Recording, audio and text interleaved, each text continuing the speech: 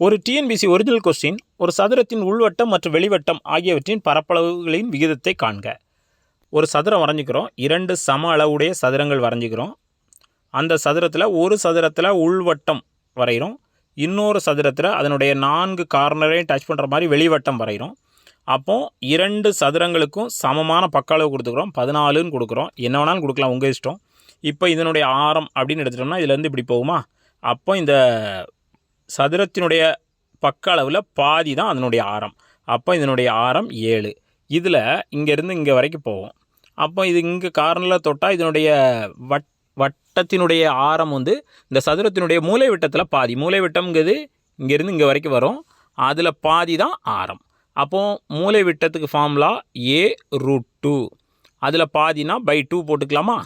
அப்போ 14√2 divided by 2ன்னு போட்டுக்கலாமா? 2 7 2 14. இப்போ மறுபடியும் இந்த செய்கிறேன். முதல் அந்த உள் வட்டத்துக்கு ஆரம் 7, வெளி வட்டத்துக்கு ஆரம் 7√2.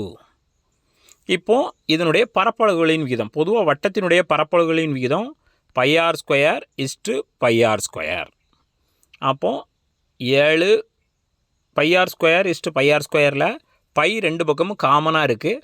அப்போ அடி போயிடும், r² மட்டும் இருக்குது. அப்போ 7 × 7 7√2 7√2. இப்போ அடி கொடுக்கலாம். இந்த 7க்கும் இந்த 7க்கும் அடி கொடுத்தாச்சு, இந்த 7க்கும் இந்த 7க்கும் அடி கொடுத்தாச்சு. லெஃப்ட் சைடில் ஒன்றுமே இல்லை, 1 × 1 1. ரைட் சைடில் √2 × √2 இருக்குது. அப்போ √2ஐயும் பெருக்குனா 2. அப்போ 1:2. இது தாங்க ஆன்சர். 2-3 டைம் இந்த வீடியோ பாருங்கள், நிச்சயமாக உங்களால் கணக்கு செய்ய முடியும்.